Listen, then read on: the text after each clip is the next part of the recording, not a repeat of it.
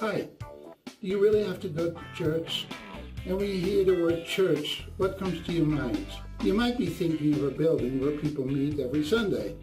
Actually, let's look at what the Greek word for church, Ekklēsia, really is, and see something that might surprise you. For instance, our ministry here has over 100 churches, and believe it or not, that would make perfect sense in the Greek.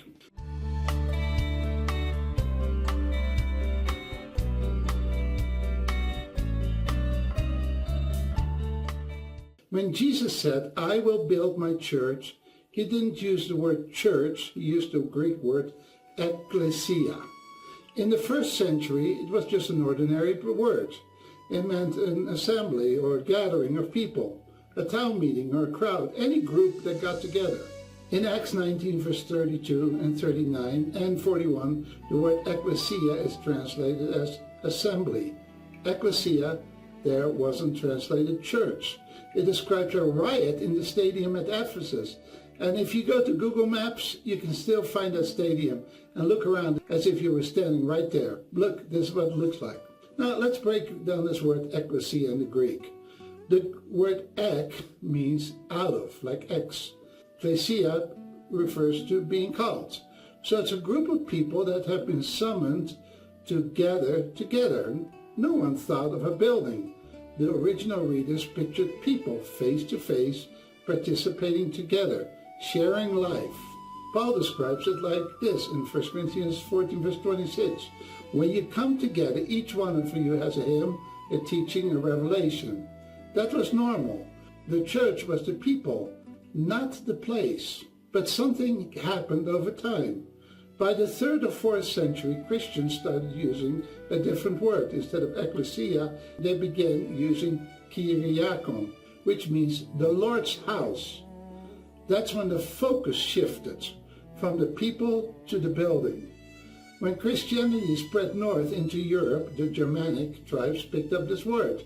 It became Kirche in Gothic, Kirche in German, and Kerk in Dutch. Now that's the most important one, because I'm Dutch. And eventually, church in English. And so I have to say, as a Dutchman, German is really just a Dutch dialect. That's what I think, at least.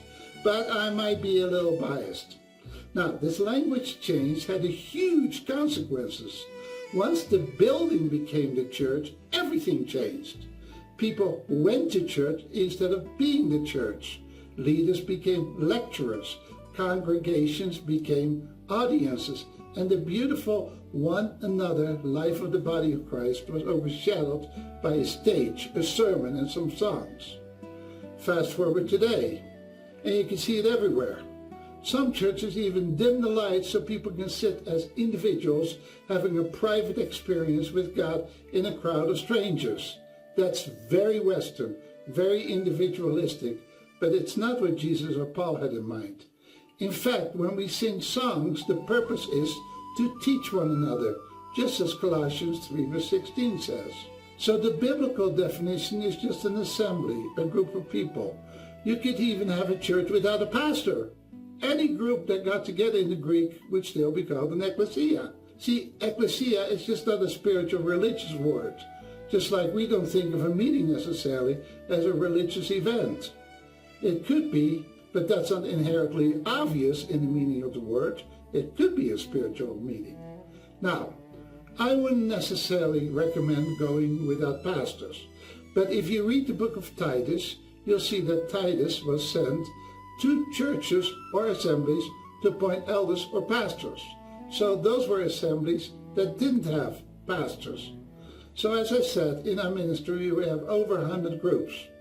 Every little assembly of believers is an Ekklesia, whether that's a group of children singing scripture songs, learning the Bible, or a small circle of families in a living room, encouraging and exhorting one another.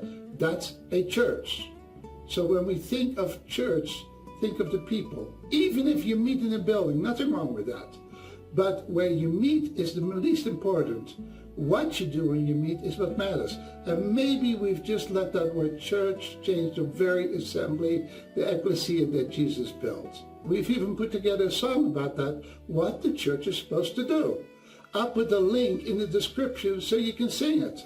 It's all straight from the Bible. And watch this video. I'll show you how this simple shift can transform any group, even yours, into a vibrant ecclesia. The church isn't the building you go to. The church is the people of God living out the life of Christ together. God bless you. Bye-bye.